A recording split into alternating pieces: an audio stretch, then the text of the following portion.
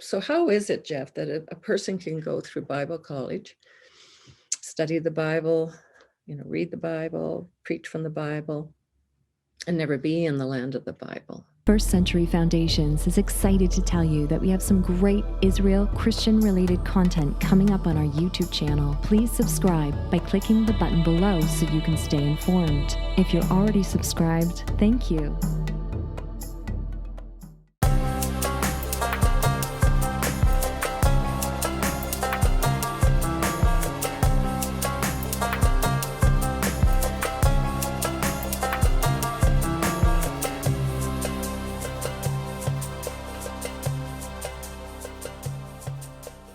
My guest today is Donna Holbrook. Donna's the National Executive Director of the International Christian Embassy, Jerusalem. Donna, welcome to the podcast. Thank you, Jeff. Great to be with you. Well, it's great to have you with us, and you have been an outstanding supporter of Israel and the Jewish people for many years now, and we've had the occasion to cross paths in recent years since I have been involved in this area of ministry. You have especially been helping Christians understand the significance of the eternal covenant God made with Israel.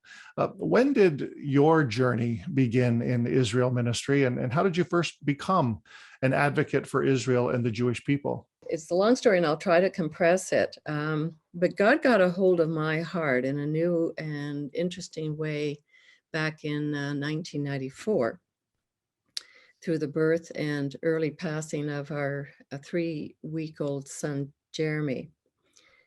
Oh. And so I went deeper.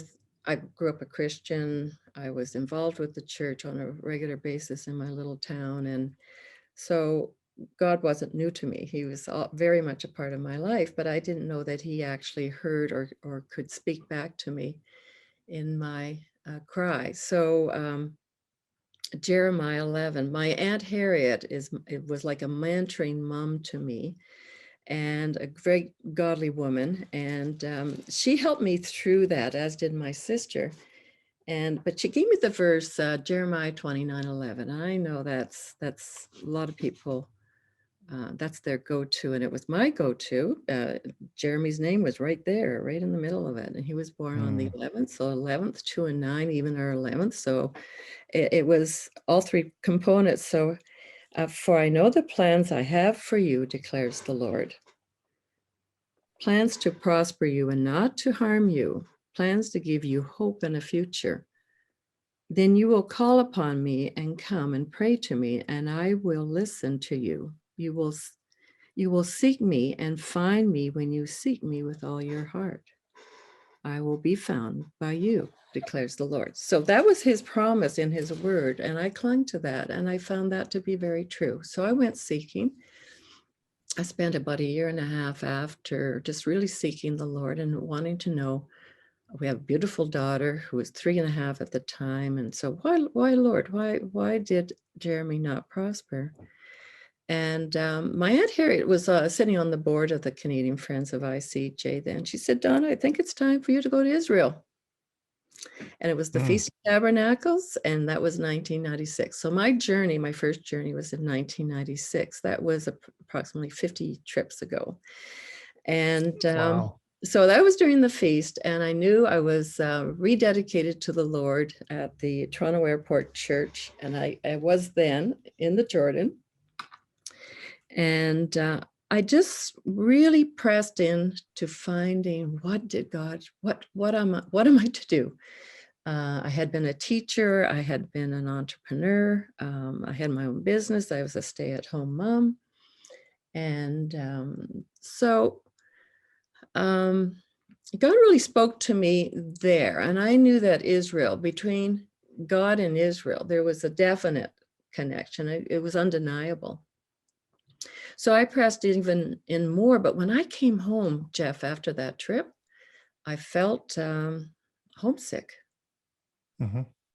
I understand. I was already grieving through the loss of her son.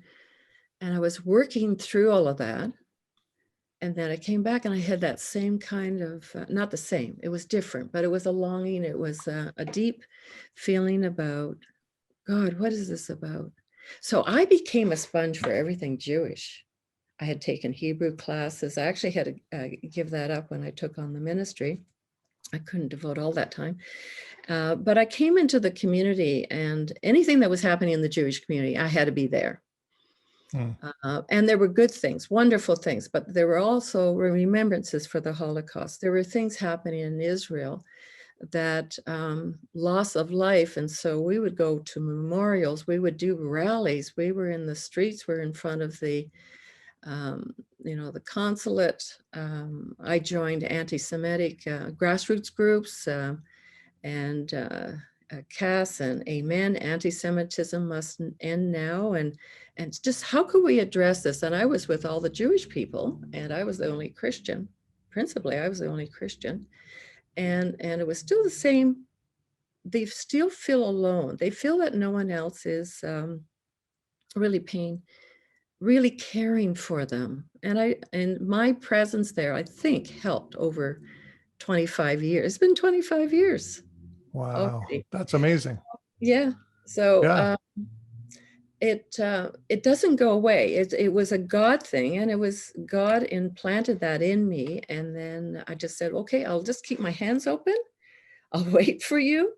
I'll stay tuned and see what I can do. Tell us a little bit about your role at ICEJ now. What has that become, and what is sort of day to day for you? I mean, I know that it's changed a lot since Yeah. COVID happened, as most of ours have, but just talk a little bit about what it is that you do. Well, it has changed considerably. So in the very beginning, I was doing absolutely everything until we could raise a little money, send it to Israel, but also to maintain an office here. We started to offer scholarships. So how is it, Jeff, that a person can go through Bible college, study the Bible, read the Bible, preach from the Bible, and never be in the land of the Bible?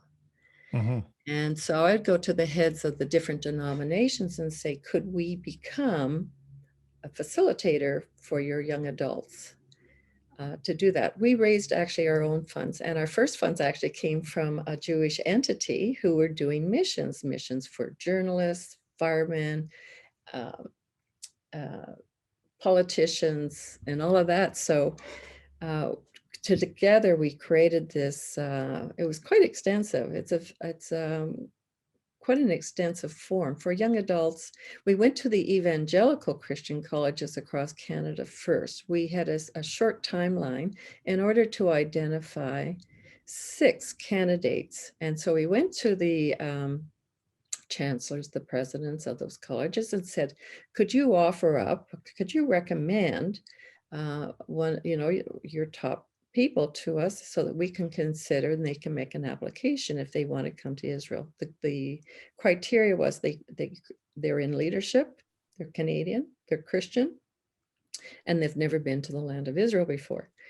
So we started there. We got our group out in the summer, and we had 6 delegates go. And so we launched that in 2008.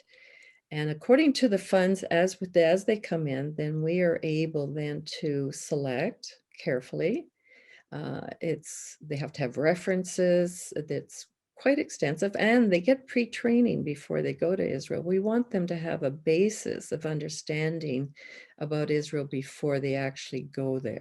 Well, that's exciting, and I kind of smiling along because I not knowing, that you actually had that program a number of years ago. We started to advocate with Pentecostal Bible colleges here in Canada to do something similar, and we have a course for credit that has been approved at our college in Peterborough, and we actually had to cancel our inaugural tour. We called it First Century Adventures. Had to cancel it last August because of COVID, and now are in the process of rebuilding for May 2022. So, and we had about 34 that were ready to go. And so we'll see what happens this time around. But I applaud you for that focus and emphasis on young people, especially future pastors. We just felt so strongly that myself, having been a pastor for 20 years before I actually went to Israel and had this sort of first experience, and God captured my heart with a passion for Israel and for the Jewish people. I think that even just the way they teach, the way they preach, can never be the same once they've gone and experienced the land. You can listen to this entire podcast on your favorite audio podcast platform. Find the link below. And while you're at it, don't forget to click subscribe and follow us on Facebook so you can stay connected to First Century Foundations.